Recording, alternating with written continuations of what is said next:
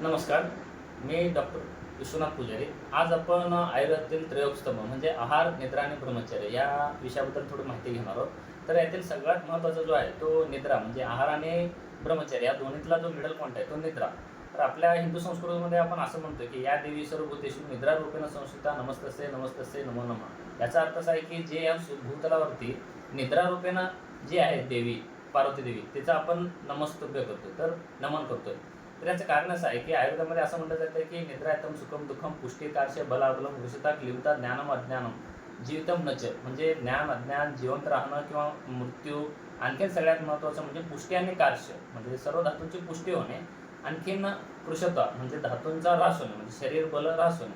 ह्या गोष्टी आणखीन नव्हे तर क्लिबता म्हणजे इनफर्टिलिटी सारखे जे काही व्याधी आहेत ते आपल्या व्यवस्थित निद्रा न घेणं, रात्री जागरण करण्यामुळं किंवा अवेळी म्हणजे दिवसा झोपणं, रात्री जागरण करणं या सर्व गोष्टीमुळं नाही का की क्लिबता इनफर्टिलिटीसारखे व्याधी उत्पन्न होत असेल.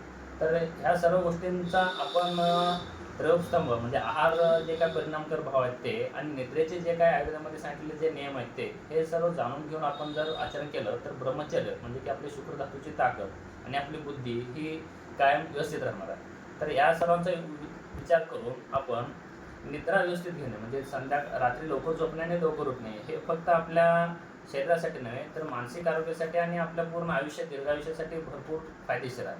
तर आपण निद्रेचा विचार करावा आणि व्यवस्थित झोप घ्यावी ही नम्र विनंती. धन्यवाद.